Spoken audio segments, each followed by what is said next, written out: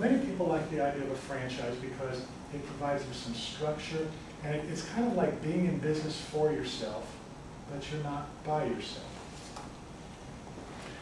By the way, I should have handed these out early on. These are just some handouts here.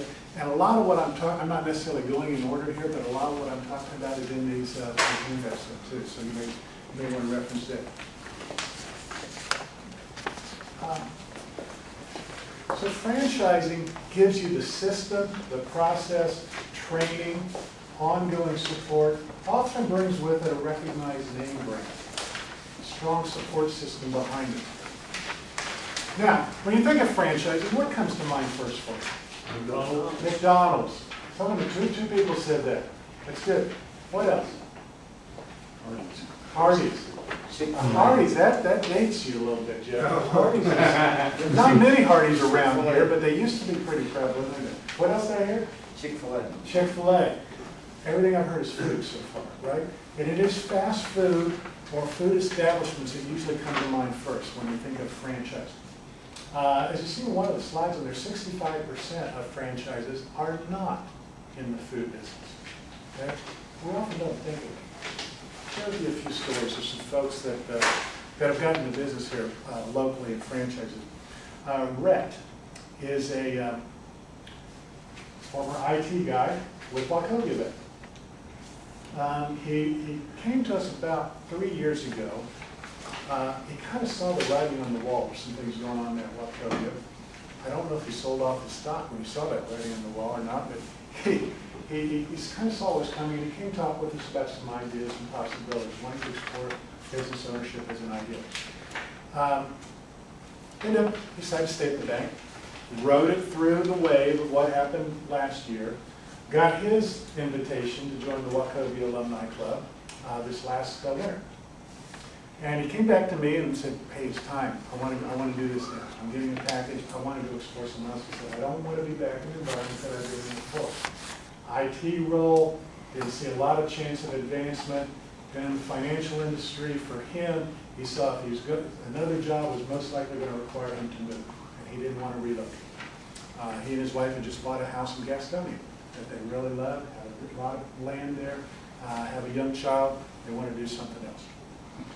We explored several different options.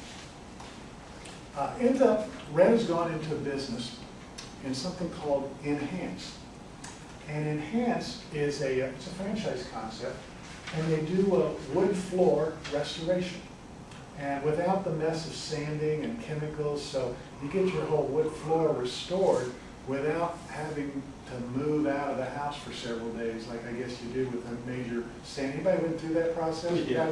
I've heard it's a mess. And so Enhance, they have a process where they don't have to do that. So they've got this patented system. They do.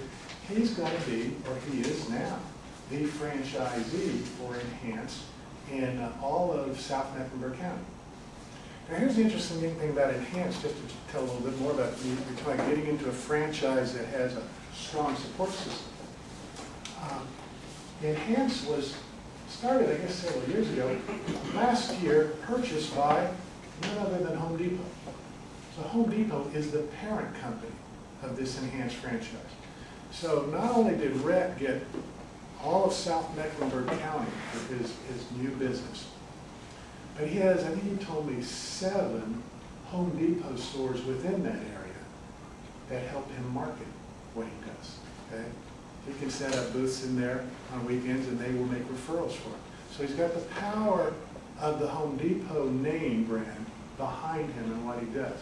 Now, not all franchises have such a visible parent company, but just use that as an example of one where you've got this strong system behind it. And that was kind of, for him, was the convincing point. This was a relatively low-cost franchise, didn't require him to have a storefront, didn't require him to have a lot of employees. He saw a lot of homeowners out there that had homes, well, like mine, about 15 years old, had a couple of dogs in the house, floors are all scratched up. I'm going to have to do something to that. He knew that there's a lot of homes like that, plus that strong support of the Home Depot brand behind him. That's what led him to get into business. He's been in business now for about 3-4 months now. Just getting started. Just getting started. Another gentleman helped about 3 years ago, Jacob. Jacob was coming out of Duke Energy. He's actually was still at Duke Energy, and he was employed when he approached me and wanted to explore some different possibilities.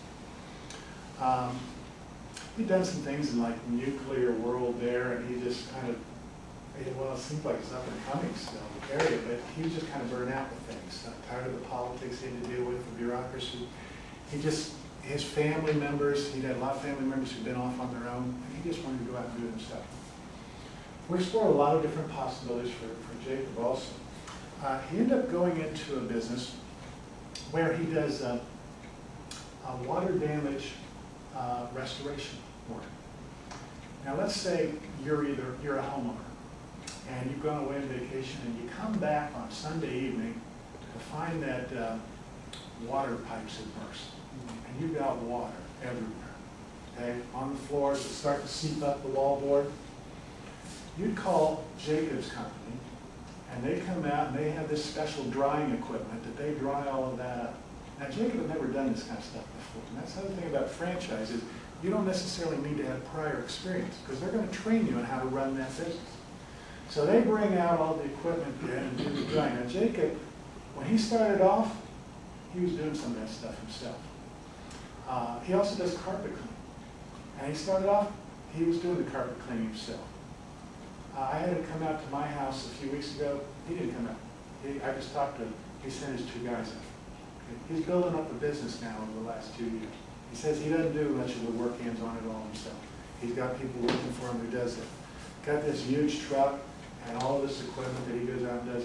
So it's water damage restoration, kind of as a side thing. It's the carpet cleaning also. Okay. Something interesting. Not a very sexy business. But I'd call it recession resistant. Hey, water pipes burst in your restaurant. Are you going to wait till the economy improves before you get it fixed? Then you're going to do that. But there's franchises also that do that. Bigger scale. Gentleman, his name happens to also be Randy. He was an executive in the textile business. And he directed a department in this textile industry. He got the package, got let go from that. The best thing he said ever happened to him is to get out of the politics of all of that stuff. He explored several options. He wanted to own multiple stores of something.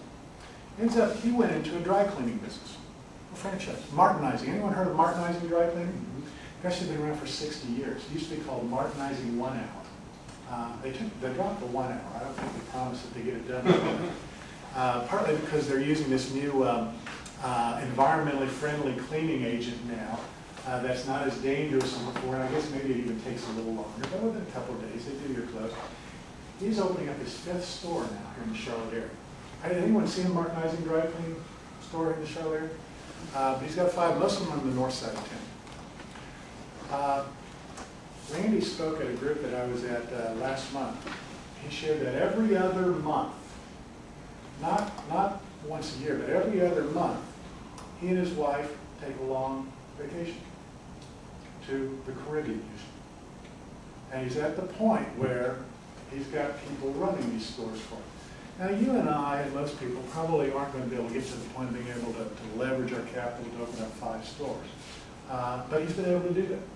Kind of share with you the extremes of different kinds of franchising examples out there and what people can do with that. So franchising allows someone to get into a field of business in which they may not have any prior experience, and the franchise is going to train you on that. It's not for everybody. It really isn't. I mean, I would not want anybody to go into a franchise solely because they can't find a job. There needs to be additional motivation. There needs to be a fire in the belly of, I want to do this. I want to be out there and do something on my own. Just because you can't find a job, you shouldn't go into business for yourself. Because you need to be self-disciplined. I mean, you need to be able to set that alarm for 5 o'clock in the morning if that's what it takes to get up and go open up your business because customers are waiting on you. You need to have the support of family. You need to have the support of your spouse. Even if she may not be in the business with you, she's in the business with you. So you need to make sure you have that support from them as well.